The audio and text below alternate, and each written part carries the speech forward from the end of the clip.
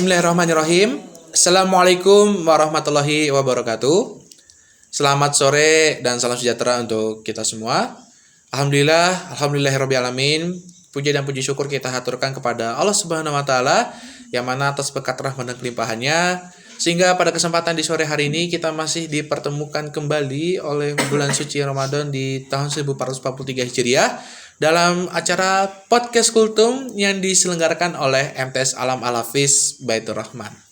Semoga para pemirsa Podcast Kultum MTS Alam Al-Hafiz selalu diberikan kelancaran dan kemudahannya oleh Allah Subhanahu wa taala dalam menuntut ilmu, dalam halnya mencari rezeki, dan tentunya yang tak kalah penting adalah tetap menjaga kesehatan di masa pandemik seperti ini dan tetap beristiqomah dalam melakukan amal ibadahnya di bulan suci ini. Amin Allahumma amin. Baik para pemirsa Podcast Kultum MTS Alam Al-Hafiz yang dimuliakan Allah Subhanahu wa taala. Alhamdulillah di sore hari ini saya sudah ditemani oleh seseorang yang akan menemani kita selama beberapa menit ke depan dan tentunya sampai menjelang berbuka puasa.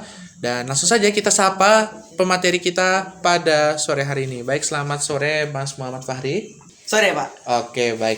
Mas Fahri ya panggilannya ya. Ya. Mas Fahri kabarnya bagaimana? Alhamdulillah baik. Alhamdulillah baik. Puasanya lancar aja?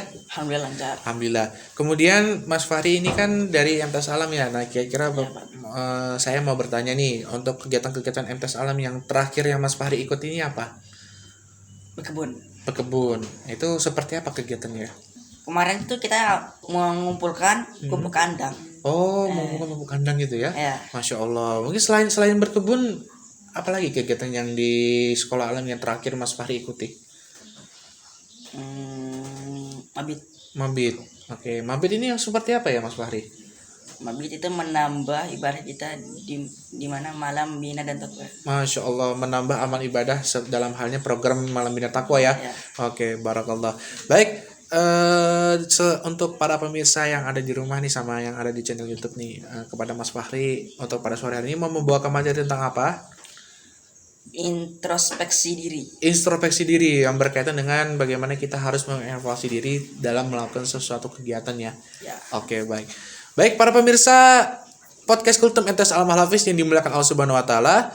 Selanjutnya langsung saja kita akan menyimak materi yang akan disampaikan oleh Saudara Muhammad Fahri kepada saudara. Waktu dan tempat disilahkan. Bismillahirrahmanirrahim. Assalamualaikum warahmatullahi wabarakatuh. Alhamdulillah, puja dan puji syukur kita aturkan kepada Ilahi Rabbi yang mana dengan rahmat dan barokahnya hingga detik ini kita masih diberikan nikmat sehat di tengah pandemi corona ini.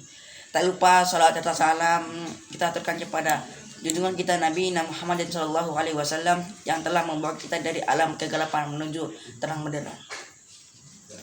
Para pemirsa podcast Kultum MTS Alam Al-Hafiz yang dimuliakan Allah Subhanahu wa taala, di bulan Ramadan pada tempatnya kita melakukan introspeksi diri, pada tempatnya kita melakukan evaluasi. Kalau bulan Ramadan ibarat bulan kawah chandra di muka, di mana kita dilatih jiwa kita ini, maka seorang petinju masuk latihan. Keluar latihan tentu saja tinjunya makin hebat. Seorang petenis masuk latihan, keluar latihan tentu saja tenisnya makin hebat. Itu atlet. Kalau latihan tiap hari tapi mainnya kalah terus, orang kan menilai, buat apa latihan bung kalau mainnya kalah terus. Sepanjang Ramadan sebulan penuh kita dilatih untuk apa? Menghadapi hidup 11 bulan sesudahnya. Kalau setelah Ramadan kita kalah lagi oleh setan, kalah lagi oleh iblis, alamat latihan kita di bulan ini tidak membawa hasil yang diharapkan. Nah, sebagai bagian dari introspeksi itu, pada kesempatan ini saya ingin menyampaikan sebuah hadis yang memberikan gambaran kepada kita bahwa lagi-lagi ibadah pada dasarnya merupakan satu totalitas, satu keutuhan yang satu berkait dengan yang lain. Satu hari ketika sedang berkumpul dengan para sahabat, baginda Rasulullah SAW bertanya kepada sahabat-sahabat sekalian, kalian tahu siapa sih orang yang bangkrut itu? Saya orang yang sial, orang yang tidak beruntung. Siapa mereka? Bangkrut, sial, tidak beruntung, merugi. Kalimat yang kita mendengarnya saja sudah risih, apalagi mengalaminya. Semua kita ingin menghindari dari kebangkrutan, kerugian, kesialan. Nah, Nabi bertanya itu kepada sahabat, tahu nggak kamu siapa orang yang bangkrut orang yang sial, orang tidak beruntung. Macam-macam lah jawaban para sahabat ketika itu. Ada yang menjawab, menurut pendapat kami ya Rasul, orang bangkrut, orang sial, orang tidak beruntung itu man la dirhama lahu wala mata. Orang tidak beruntung adalah orang tidak punya uang dan tidak punya harta. Dan seterusnya jawaban dari para sahabat. Mendengar jawaban ini, Rasul tersenyum. Tidak, bukan itu orang yang bangkrut, bukan tidak punya uang, bukan tidak punya harta. Orang yang bangkrut, yang sial, yang rugi dari golongan umatku sendiri. Renungkan ini, umatku sendiri. Tidak usah cerita Yahudi, Nasrani. Umatku yang akan bangkrut, siapa mereka? Yaitu orang-orang yang besok di hari kiamat dia datang menghadap Allah dengan membawa pahala sholat. Tuhan, inilah pada sholat saya, karena memang dia di dunia dia tukang sholat. Ini sholat yang wajib, sholat yang sunnah, rawatibnya, nawafilnya, wasiyamin. Dia juga datang menghadap Allah dengan membawa pahala sholat puasa. Puasa wajib Ramadan, puasa sunnah Senin Kemis, puasa 10 hari Syawal, puasa Rajab, dan begitu seterusnya. Zakatin, dia juga datang dengan membawa pahala zakat karena ada di dunia. Dia juga membayar zakat, suka sedekah, dan seterusnya. Di satu sisi, dia datang menghadap Allah membawa pahala-pahala seluruh ibadahnya, ya sholat, ya puasa, ya zakat, cuma sayang kata Nabi. Di lain pihak dia datang juga membawa kesalahan. Kesalahan apa? Dia juga datang membawa kesalahan karena waktu hidupnya dia pernah mencaci maki orang lain, pernah memfitnah orang lain, pernah memakan harta orang dengan cara yang batil, pernah mengalirkan darah orang lain tanpa alasan yang benar. Kalau ini yang terjadi, bagaimana nasib? Di satu sisi datang membawa pahala ibadah kepada Allah Subhanahu wa taala, di lain sisi datang membawa kesalahan karena pernah menyakiti orang lain. Kalau inilah yang terjadi, maka kata Nabi, ketika dia sedang asik lapor, Tuhan, ini pahala salat saya, datang orang lain. Sebentar dulu Tuhan, dia memang ahli salat, tapi saya pernah dicaci maki di depan orang banyak tanpa alasan yang benar. Hancur hati saya. Di dunia saya tidak bisa menuntut dia karena posisinya lebih tinggi. Di sini saya mau menuntut keadilan. Benar, orang ini pernah kau caci maki, ya Tuhan. Tanpa salah, ya Tuhan. Cuma untuk menunjukkan prestasimu sebagai orang besar, orang yang berpengaruh, orang berwibawa. Enak saja kau mencaci maki orang ini di depan orang banyak. Ya Tuhan. Sini pahala salatmu berikan kepada orang yang kau caci maki itu. Pahala salatmu berikan kepada orang yang pernah kau caci maki itu. Lalu Tuhan, inilah pahala puasa saya. Datang lagi orang. Sebentar Tuhan, dia memang tukang puasa tapi saya pernah difitnahnya. Tercoreng arang di dahi, rusak nama saya, hancur bibir saya. Saya tidak bisa kemana-mana lagi dalam hidup ini. Saya menuntut keadilan karena di dunia saya tidak berani. Benar kau pernah fitnah dia, ya Tuhan. Kalau kau tahu dari itu kecil besar akibatnya, ya Tuhan. Hancur namanya, tercoreng arang di dahi. Kemanapun dia pergi tidak sanggup lagi mengembangkan diri, ya Tuhan. Ayo pahala puasamu berikan kepada orang yang kau pernah fitnah itu, Tuhan. Ini pahala zakat saya. Datang lagi orang. Sebentar Tuhan, dia memang bayar zakat, tapi dia pernah memakan harta saya dengan cara yang zalim, menggelapi uang negara, menggelapi uang anak yatim, menggelapi uang akal. Benar, orang ini pernah kau ambil uangnya dengan cara yang zalim? Ya Tuhan. Di dunia tidak ada yang bisa menuntut karena dengan uangnya dia bisa menyumpah hakim, dia bisa beli keadilan, dia bisa beli hukum. Karena kata orang di dunia banyak pengadilan tapi sulit menjadi keadilan. Pengadilan banyak, keadilan yang sulit. Saya menuntut keadilan. Benar, orang ini pernah kau makan hartanya dengan cara yang zalim.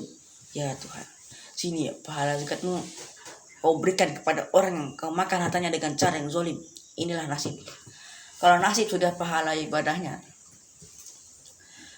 kalau habis sudah pahala ibadahnya diberikan kepada orang, sedangkan yang menuntut masih banyak, orang yang dizolimi masih banyak, orang yang ia makan hartanya masih banyak dengan cara yang zalim banyak, orang yang ia makan hartanya dengan cara yang zalim masih banyak, orang dia fitnah masih banyak. Apa yang terjadi? kesalahan dan dosa orang yang dia fitnah, dia caci maki, dia makan hartanya, diambil, diberikan kepadanya, dan pada akhirnya dilemparkan dia ke neraka. Sudah pahala diperteli, dosa diberikan pula. Ini kan bangkrut namanya, ini kan sial namanya, ini kan tidak beruntung namanya. Ibarat orang dagang, sudah modal habis, tagihan utang masih datang terus. Wajar kalau akhirnya kita terkena perkara. Oleh karena itu kita melakukan introspeksi diri, evaluasi sudah baik hubungan kita dengan Allah Subhanahu wa taala di Ramadan ini. Alhamdulillah, mari kita melihat bagaimana hubungan kita dengan sesama manusia. Semoga evaluasi ini memberikan sebuah arah yang memperbaiki hablum minallah dan hablum minannas kita. Hubungan vertikal dan hubungan horizontal para pemirsa podcast Kultum MTS Al-Hafiz yang dimuliakan Allah Subhanahu wa taala. Demikian tadi materi yang telah kita simak bersama, semoga dapat kita pahami dan dapat kita aplikasikan dalam kehidupan kita sehari-hari. Terima kasih kepada semua pemirsa podcast MTS yang telah mengikuti kajian ini, dan mohon dimaafkan atas segala kehilafan kami. Akhirul kalam, Assalamualaikum warahmatullahi wabarakatuh. Waalaikumsalam warahmatullahi wabarakatuh. Baik, luar biasa sekali pemaparan materi yang disampaikan oleh saudara Muhammad Fahri, yang berkaitan dengan evaluasi diri. Dan tentunya evaluasi diri sangat penting sekali ya Mas Fahri ya. Yang mana ketika kita melakukan perbuatan-perbuatan yang mengakibatkan zalim kepada orang lain, maka pahala-pahala puasa yang dia miliki, pahala sholat yang dia punya, itu semuanya akan berpindah ke orang yang dizolimi, orang yang difitnah. Ini sangat seram sekali ya Mas Fahri ya. Oke. Dan namanya lidah itu lebih tajam daripada pedang ya. Jadi seperti itu. Oke, baik, ini ada pertanyaan Mas Fahri. Nah, ini bagaimana kalau misalnya ini seputar untuk anak-anak muda nih. Nah, misalnya kayak khususnya anak-anak sekolah. Kan mereka kan suka tuh melakukan pembulian terhadap teman-temannya, fitnah terhadap teman-temannya, kemudian suka melakukan menyontek dengan teman-temannya. Nah, ini gimana caranya supaya anak-anak atau siswa-siswa yang ada di sekolah ini benar-benar bisa mengintrospeksi diri terhadap perbuatan yang dilakukan? Bahwa yakinlah kepada Allah, bahwa Allah tuh maha melihat. Dan sebagai seorang pelajar harusnya kita tuh berikhtiar. Oke. Ya, jadi berikhtiar ini maksudnya berusaha gitu ya? Berusaha dalam hal untuk mendapatkan hasil yang baik gitu ya? Oke, luar biasa sekali. Berarti memang kalau untuk seorang pelajar ini tentunya kalau kita ingin mendapatkan hasil yang terbaik, tentunya kita harus banyak-banyak belajar ya Mas Fahri ya? Oke. Dan tentunya juga kita juga harus mengingat bahwa Allah itu maha melihat. Jadi segala sesuatu apapun yang kita lakukan, Allah itu lebih tahu isi hati seorang hamba. Dan semoga kita terhindar dari orang-orang yang menzalimi orang-orang lain. Kita termasuk orang-orang yang lebih banyak untuk memberikan manfaat kepada orang-orang yang ada di sekitar kita. Baik, para pemirsa podcast Kultum MTS Al-Hafiz, dengan demikian kajian pada sore hari ini. Terima kasih telah mengikuti kajian di sore hari ini melalui channel YouTube kami. Dan sekali lagi saya ucapkan terima kasih kepada Mas Muhammad Fahri yang telah hadir di podcast Kultum MTS Al-Hafiz. Kita akan berjumpa lagi di podcast berikutnya dengan tema dan pemateri yang berbeda. Untuk itu tetap stay tune di channel YouTube kami setiap jam 5 sore sampai menjelang waktu berbuka puasa. Dan saya Kak Bimas selaku pembawa acara mohon dimaafkan atas segala kekhilafan kami. Akhirul kalam fastabiqul khairat. Assalamualaikum warahmatullahi wabarakatuh.